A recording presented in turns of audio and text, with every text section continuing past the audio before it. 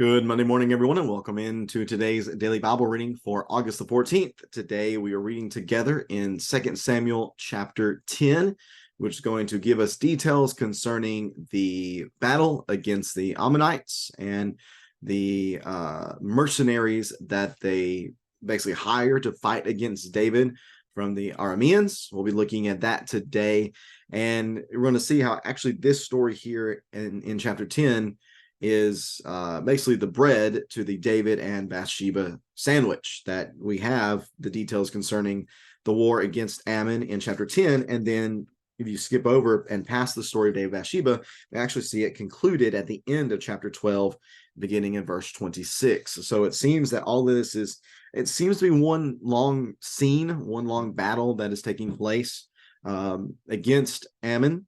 And we're going to see kind of the front end of it today. Because once we get to chapter 10, we see that it's in the springtime when kings march out to war, that David sent Joab and his officers and all Israel. They destroyed the Ammonites and besieged Rabbah, but David remained in Jerusalem. That seems to fit in with what we see in chapter 10 and verse 14, if I'm piecing all that together. So let me go and get the text up on the screen for us, chapter 10 of 2 Samuel. And we'll read this decently short chapter together, and then do some looking into what we have here within the text itself. Thanks so much for taking some time to read along with me on this Monday. Hope that your Monday is going well so far. If you're watching this first thing in the morning, let's get this Monday, there we go, started off the right way. 2 Samuel chapter 10, verse number 1. Sometime later, the king of the Ammonites died, and his son Hanun became king in his place. Then David said, I'll show kindness to Hanun, son of Nahash, just as his father showed kindness to me. So David sent his emissaries to console Hanun concerning his father. However, when they arrived in the land of the Ammonites, the Ammonite leaders said to Hanun, their lord, just because David has sent men with condolences for you, do you really believe he's showing respect for your father? Instead, hasn't David sent his emissaries in order to scout out the city, to spy on it, and demolish it? So Hanun took David's emissaries, shaved off half their beards, cut their clothes in half at the hips, and sent them away.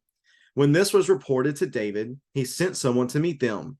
Since they were deeply humiliated, the king said, stay in Jericho until your beards grow back, then return. When the Ammonites realized they had become repulsive to David, I wonder why, they hired 20,000 foot soldiers from the Arameans of Beth Rehob and Zobah, 1,000 men from the king of Maacah, and 12,000 men from Tob. David heard about it and sent Joab and all the elite troops, David's mighty men.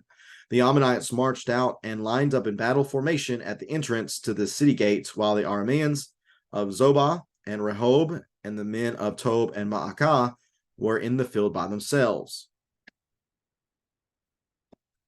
When Joab saw that there was a battle line in front of him and another behind him, he chose some of Israel's finest young men and lined up in formation to engage the Arameans. He placed the rest of the forces under the command of his brother Abishai. They lined up in formation to engage the Ammonites. If the Arameans are too strong for me, Joab said, then you will be my help. However, if the Ammonites are too strong for you, I'll come to help you. Be strong. Let's prove ourselves strong for our people and for the cities of our God. May Yahweh's will be done. Joab and his troops advanced to fight against the Arameans, and they fled from him. When the Ammonites saw that the Arameans had fled, they too fled before Abishai and entered the city. I believe that's referring to Rabbah. So Joab withdrew from the attack against the Ammonites and went to Jerusalem. When the Arameans saw that they had been defeated by Israel, they regrouped. Hadadezer sent messengers to bring the Arameans who were beyond the Euphrates River, and they came to Helam from Shobach, commander of Hadadezer's army, leading them. When this was reported to David, he gathered all Israel, crossed the Jordan, and went to Helam. Then the Arameans lined up to engage David in battle and fought against him, But the Arameans fled before Israel, and David killed 700 of their charioteers and 40,000 foot soldiers. He also struck down Shobach, commander of their army, who died there. When all the kings who were Hadadezer's subjects saw that they had been defeated by Israel, they made peace with Israel and became their subjects. After this, the Arameans were afraid to ever help the Ammonites again. And that is 2 Samuel chapter 10. All right, remember, this is coming on the heels of chapter 8, which shows a number of David's very impressive military victories. We also see his kindness in chapter 9 towards Mephibosheth. And now we see kind of both of those two things merged together in chapter 10. We begin the chapter with the kindness of David, sending his emissaries to let's see, Hanun, the son of Nahash. And the text says that he did so that they could show kindness to Hanun, considering his father had just died. And he says he also did this because Nahash had shown kindness to David. Now, what's that all about? I mean, the only thing I can gather is from 1 Samuel chapter 11, verses 1 through 11. We see that Saul had a decisive victory over King Nahash. And it's possible that after Saul had such a decisive victory, that peace was established and he was set in his place, and that peace had continued to be honored once David came to the throne of Israel. Possible that's what's happening here. But again, this is just David showing compassion. David's doing a kindness here toward Nahash by sending these emissaries to show that kindness and to show basically just support for this young ruler. David certainly had experienced his own loss. Maybe by this time, David's family is gone. Maybe he himself has lost his parents. And so he is wanting to extend kindness to someone who is going through the same thing. Unfortunately for Nahash, his closest advisors, some of the Ammonite leaders, begin to plant these seeds of doubt within the mind of Nahash. They begin to tell him, listen, do you think David's really just being kind to you in the situation? Do you really think that's the case? No, Nahash. And you recognize that David's setting you up for something. They're very skeptical. They think that David sent them there to spy and such. So Nahash takes then these emissaries, not emissaries, but emissaries, and he humiliates them. He disrespects their manliness by cutting off half their beard. I mean, just imagine that, half this beard is gone. All he got is one side. That'd be terrible. And then they cuts off their pants, leaves one half of their rear end showing and other private parts as well, and sends them away like that. So they have attacked their manliness. They have attacked their honor. This is just an outright humiliating circumstance. This is so disrespectful, blatant disrespect on the part of these people against David, even though David had shown kindness to them. And as you can expect, that's not exactly something that David would appreciate, although the text never tells us that David's going to retaliate.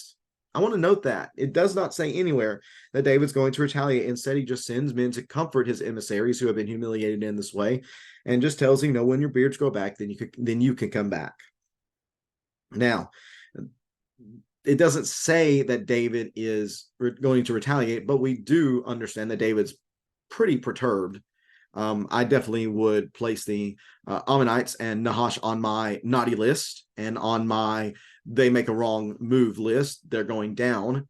That's what I would do. That's what I would do personally. And that seems to be something that David had said, that he had established. So the Ammonites, because they themselves probably don't have the manpower to really go up against Israel, they start gathering mercenaries. They take 20,000 foot soldiers from the Arameans of Beth Rehob and Rabbah. They take another 1,000 from the king of Maacah and 12,000 men from Tob. And this area is to the east and the north of Israel. So these are the directions in which David is being stressed, really. This is where the pressure is coming from. I'll pull up this map again for you to see. I know that it's going to be small, so I apologize for that. I'll show you best I can. Just use my mouse to show you the general direction we're talking about here. So we have here on the screen, this is the entirety of Canaan that David has control over. The main battle of Ramah is going to be right here on the screen, and you can't read that, but it says that David defeats the Ammonites, and we have 2 Samuel chapter 8, chapter 10, and chapter 12 referenced here. So this is the area of Ammon, as you can see right here. We also have those 20 that are taken from the Arameans, which I believe that is up here near Aram. We also have those coming from Ma'akah, which is right here, again, northern area.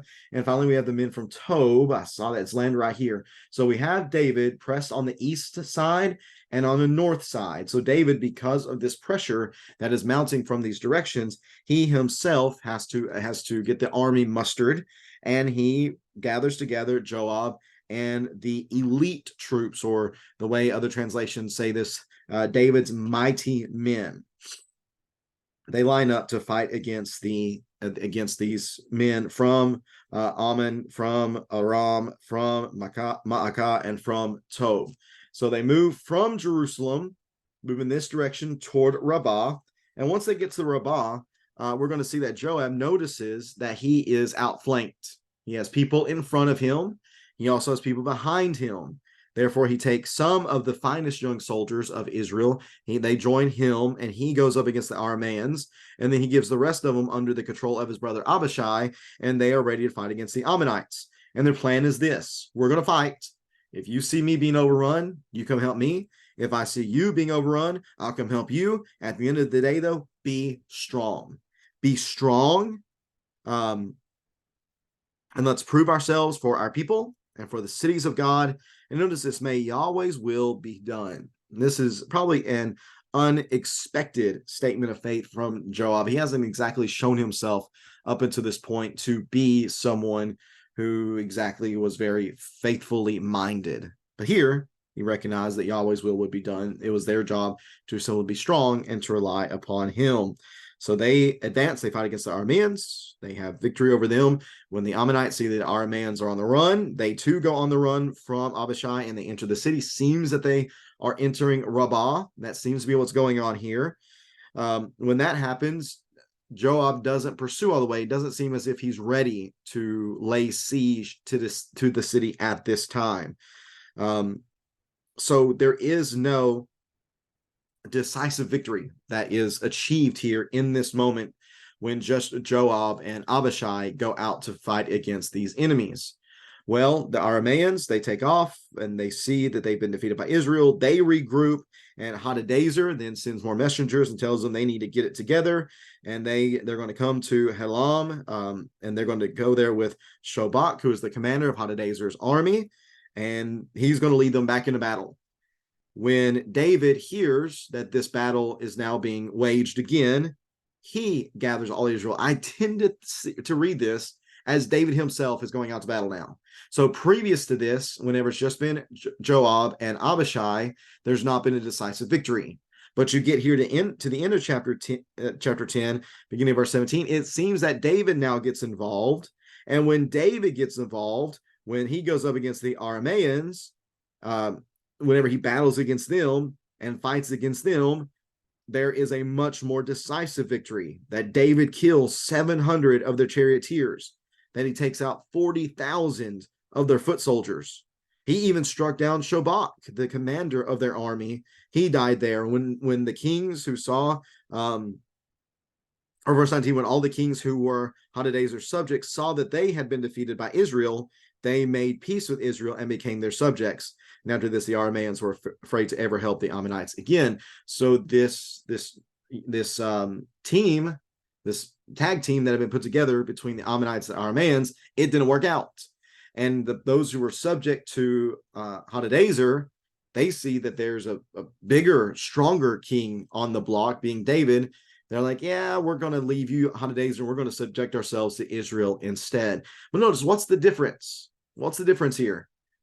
Joab and Abishai, they speak about God's will being done, but it isn't until the king, the mightiest of men, David, shows up on the scene, that they have a really great victory and completely shut out the Arameans at this point and basically kick them out of participating in these battles, at least as far as I can tell. But again, there's still the Ammonites who have not been defeated in a real final sense yet. That's going to pick up in chapter 12 and verse 26, because remember, Go back to chapter 14. When the Ammonites saw the Arameans had fled, they too fled before Abishai entered the city. Again, I think this is Rabbah. That's who they're going to end up waging war against, sieging in chapter 11 and verse 1. And I think that's what ends up being finished off in chapter 12 and verse 26. So while this one part of the enemy force has been defeated, the Arameans, they've been subdued, they've been subjected.